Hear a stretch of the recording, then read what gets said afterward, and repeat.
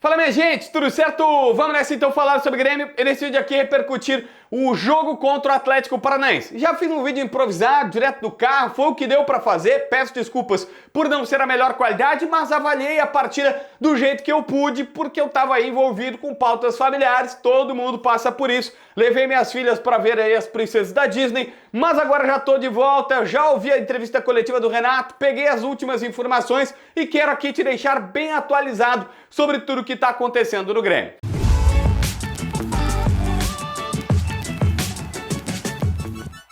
Gente, antes da bola rolar, teve uma pauta extremamente importante e acho muito importante a CBF se engajar nisso. Os jogadores, depois do apito inicial, sentaram por cerca de 1 minuto no gramado da arena do Atlético Paranaense. Jogadores do Grêmio e também do Atlético. É um protesto promovido pela CBF contra o racismo. E claro que tem a ver com a situação vivida pelo Vinícius Júnior. Esta é uma situação que está sendo protestada aqui para que chegue lá, para que repercuta lá, para que os espanhóis vejam as bobagens que estão sendo feitas. Por óbvio, não todos os espanhóis, mas que estão sendo feitas lá e que a La Liga tem que começar a ter algum tipo de punição, porque tem um atleta que joga sob a bandeira da CBF na seleção, o Vinícius Júnior, que está penando mais uma vez e finalmente alguém está fazendo alguma coisa. Após o jogo, um depoimento também extremamente emocionante do Bruno Vini. Quando ele sai da partida marcando o gol da vitória, ele se emociona, por 2, 3 vezes embarga a voz, tem dificuldades de falar, mas é um cara que se expressa bem e dedica o gol à sua mãe. A mãe dele está passando por uma doença grave, é câncer. E aí ele diz o seguinte, olha, esse gol aqui é para minha mãe, que está lá passando batalha. Eu aqui cheio de saúde, tenho mais aqui correndo, me dedicar, porque minha mãe está lá batalhando, lutando, e ele está vendo esforço para ela e manda esse gol, essa homenagem para sua mãe. E aí ressuscita um assunto super interessante. Muitas vezes a gente critica e avalia e fala, porque tem que avaliar, é a nossa função. Você também, torcedor, faz parte avaliar se o cara tá bem ou tá mal, mas às vezes nem chega para nós, jornalistas ou torcedores, também não chega essas informações, que o cara tem bastidor, que tem família, de repente não tá bem por causa da mãe e tal, não tem muito o que fazer, né? A gente tem que ser pago para avaliar o jogo, tem que avaliar o jogo, quem foi bem, quem foi mal. Mas esses caras têm família e isso acaba repercutindo. Às vezes o filho tá doente, a esposa tá doente, a mãe tá doente, ou até aconteceu algo que acontece na minha família e seguramente acontece na tua, que pode abalar e pode deixar o cara desconcentrado para entrar dentro de campo.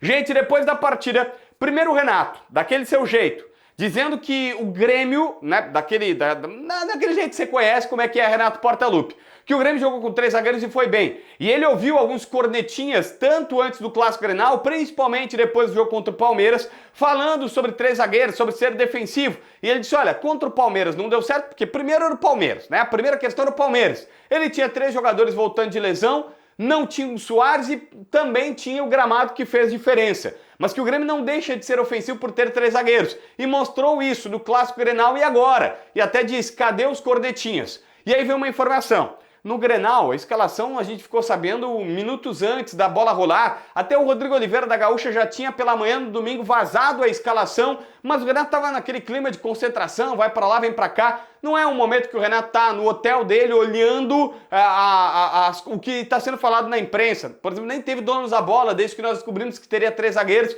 e o Renato já disse que antes do Grenal estavam cornetando. Algumas pessoas ouvem a imprensa e vão no Renato, e passam pro Renato, e envenenam o Renato, entendeu? Tipo, ó, e às vezes passam até mais distorcido, maior do que é e tal, uma informação um pouco mais atravessada até pro Renato vir. E ele vem que vem. Mas assim, se avaliou o esquema de 3 zagueiros, pelo menos que eu vi, eu até nem lembro de ter falado especificamente sobre 3 zagueiros, mas se avaliou ali, olha, tem que ser mais treinado, tem que ver isso, pode dar certo, pode dar errado. Aí tem gente que pensa que é bom, tem gente que pensa que é ruim, como tudo na vida, tem várias opiniões diferentes. Mas tem uma galera que tá metendo na cabeça do Renato que é o Grêmio contra a imprensa, e aí ele fala isso. Mas eu tenho certeza, vários torcedores não querem ou não queriam os 3 zagueiros, vários torcedores queriam, assim como se tu perguntar para um monte de gente sobre uma coisa, as pessoas vão pensar outra e faz parte do futebol. Mas o Renato aproveitou o momento que tá ganhando para dar mais uma vez essa pancada e tá aqui feito o registro. Gente, Adriel foi bem contra o Atlético Paranaense, inspira aquela confiança do torcedor, mas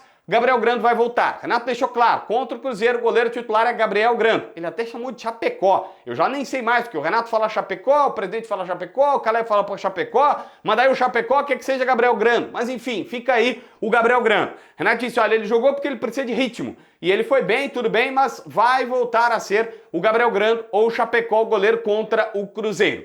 Na zona mista, depois de tudo, depois de ter acabado o Natan Fernandes, Ribeiro Fernandes, atacante que entrou, estava radiante, dizendo, gente, olha só o que eu fiz aqui, eu tô desde os 11 anos na base do Grêmio e agora finalmente eu estreiei no profissional. Ele estava muito, mas muito feliz, um pouco tímido na entrevista, mas feliz, dizendo que o Renato combinou com ele, que vai soltá-lo aos poucos e que se ele for aproveitando a oportunidade vai tendo cada vez mais minutos e tá pedindo para fazer o facão, ou seja, ele joga pela direita, e aí ele joga pela esquerda, perdão, ele é destro e corta, fazer facão, eu sei que pode ser básico para muita gente, mas outras pessoas não sabem, tá tudo certo, é entrar conforme se corta num facão assim, sabe? Tipo, é o ponta que entra da ponta, da linha lateral em direção ao gol. E é o que o Renato tá pedindo para ele ficar fazendo isso e ir se soltando cada vez mais. Tava radiante o garoto, porque afinal de contas tem...